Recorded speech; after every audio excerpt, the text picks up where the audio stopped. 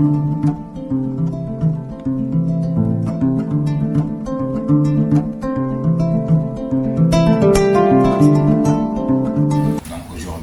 l'objectif, effectivement, c'est de venir échanger un peu avec vous, de comprendre un peu votre champ d'action, qu'est-ce que vous proposez en termes de services, d'activités et tout. On pourra vous faire une brève présentation de l'ANIDA, nos axes d'intervention. Et par la suite, évidemment, on pourra voir les axes de collaboration possibles, éventuellement. Et puis, donc, c'est comme ça que vous voyez les choses. C'est très clair. C'est une très bonne démarche parce que, en effet, moi, je suis arrivée maintenant depuis un peu plus de 6 mois, depuis fin juin. Et c'est vrai que le constat qu'on fait, c'est que beaucoup de gens ne connaissent pas réellement en fait, les missions des différentes agences qui existent. Il y en a beaucoup, chacun avec des niveaux d'intervention différents.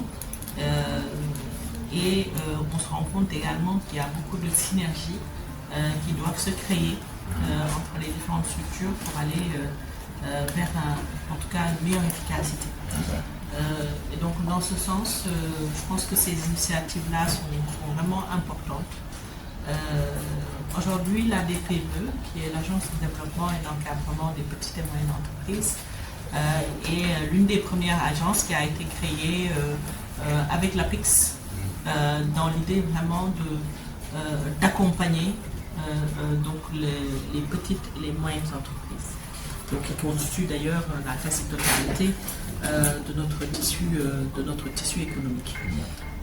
Et donc en ce sens, les missions de la DPME, c'est d'accompagner les très petites et moyennes entreprises qui bénéficient de prêts de l'État ou qui en font la demande. On les accompagne également dans leur compétitivité et leur productivité, mais on a aussi la mission de conseiller l'État dans tout ce qui concerne donc les politiques qui engagent donc les PME. La DPME aussi a aussi un champ d'action vraiment large parce qu'on accompagne l'ensemble des secteurs d'activité. Parce que dans tous les secteurs d'activité, il y a des petites et moyennes entreprises. Et donc on doit pouvoir les considérer comme telles, et surtout selon les secteurs prioritaires, qu'on puisse développer un accompagnement adapté et spécifique donc, à ce secteur-là, d'où justement la pertinence aussi de pouvoir échanger avec vous sur vos besoins, sur comment vous aussi vous intervenez et comment nous on peut vous aider à aller beaucoup plus aussi dans l'efficacité pour les PME ciblées. Super. Wow. Bravo, intéressant. Aujourd'hui, l'enjeu que nous avons, aujourd'hui le Sénégal, c'est plus de 750 000 petites exploitations agricoles familiales. C'est énorme. Et toutes ces petites exploitations agricoles familiales ne sont pas forcément constituées en une entreprise familiale. Donc la formalisation dans votre phase est hyper importante. Donc aujourd'hui, ces petites exploitations agricoles familiales, on doit aller vers cette formalisation, leur permettre d'être des entreprises autonomes, permettant de créer des revenus pour pouvoir subvenir aux besoins de la famille, mais également de contribuer à la souveraineté alimentaire et à la création de richesses collectives. Pour moderniser l'agriculture et accompagner les producteurs, l'axe qu'on a pris, c'est vraiment de mettre en place des coopératives agricoles communautaires. Donc en leur permettant aussi d'avoir accès à des infrastructures hydro-agricoles hyper modernes, leur permettant de booster considérablement la productivité et la production. Au niveau de l'ANIDA, de 2008 jusqu'à nos jours, c'était plus de 756 fermes qui ont été implantées sur l'ensemble du territoire national, dont 80% c'est des petites fermes familiales natalières. Par rapport aux axes de collaboration, tels que moi, je ne sais pas si vous voulez si on en discute, ou bien ce qui est sur nous aujourd'hui, la formalisation, parce qu'on a la règle des 3F qui est développée actuellement, on en parle tout le temps. Donc on va dire formalisation, formation et ensuite financement. C'est-à-dire le parcours entrepreneurial, c'est un parcours quand même qui commence d'abord par une bonne connaissance de l'environnement des affaires dans lequel tu veux évoluer, Ensuite, d'assurer d'avoir les compétences entrepreneuriales, parce qu'on ne s'improvise pas entrepreneur.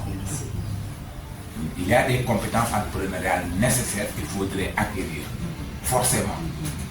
Donc dans tous les domaines, dans le domaine du savoir-être, savoir agir, gérer son stress, se confiance en soi, énormément de choses qu'il faudrait donc avoir. Après ça, maintenant, il y a le volet formalisation sur le papier concrètement de ton entreprise.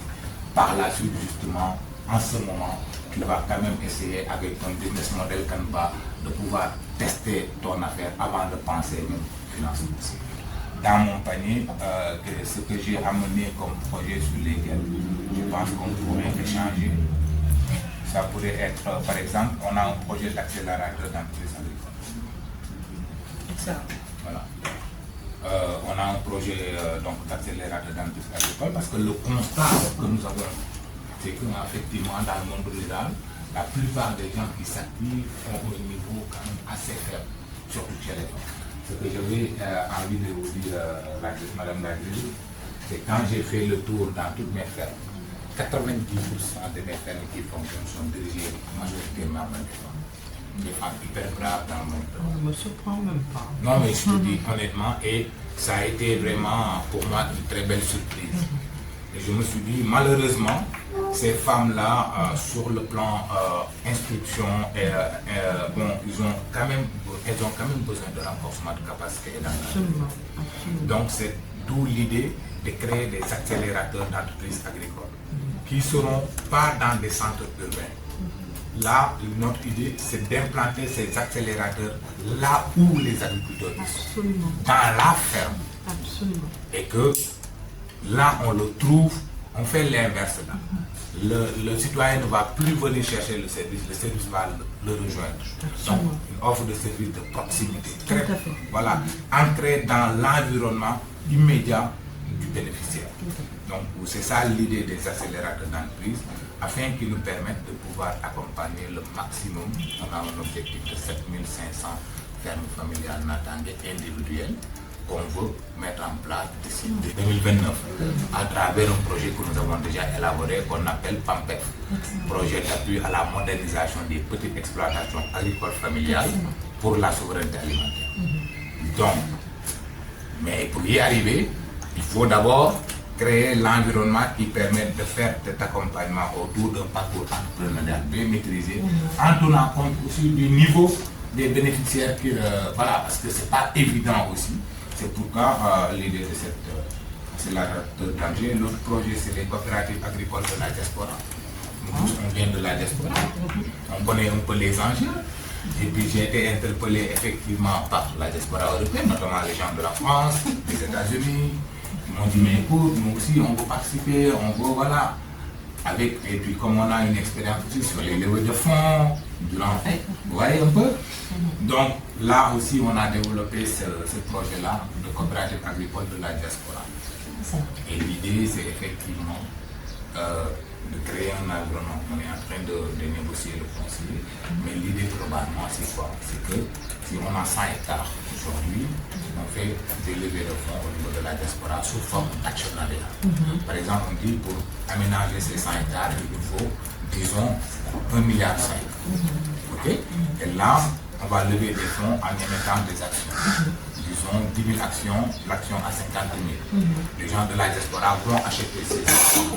On mobilise cet argent avec l'accompagnement de la DPME qui va donc nous aider à formaliser tout ça. Il y a le FES aussi avec Chérif qui peut venir apporter. Nous aussi, ANIDA, dans notre PCI, on peut apporter, compléter ce financement et faire l'infrastructure. Une fois que l'infrastructure est là, c'est d'identifier des jeunes entrepreneurs qui sont intéressés par l'agriculture qu'on va amener dans cette ferme. Disons que ça va être comme 200 jeunes que nous allons former, que vous peut-être pour nous proposer dans vos bases de données, etc. Et nous, on les forme sur les techniques de production animale végétale, les accompagner et on va les implanter, on va les insérer dans cette ferme. Et l'idée, c'est que s'ils produisent, chaque jeune aura 0,5 à 1 hectare. Aujourd'hui, l'agriculture de précision fait qu'on n'a plus besoin de grandes surfaces pour être performant. Donc, sur 100 hectares, facilement, on peut insérer 200 jeunes.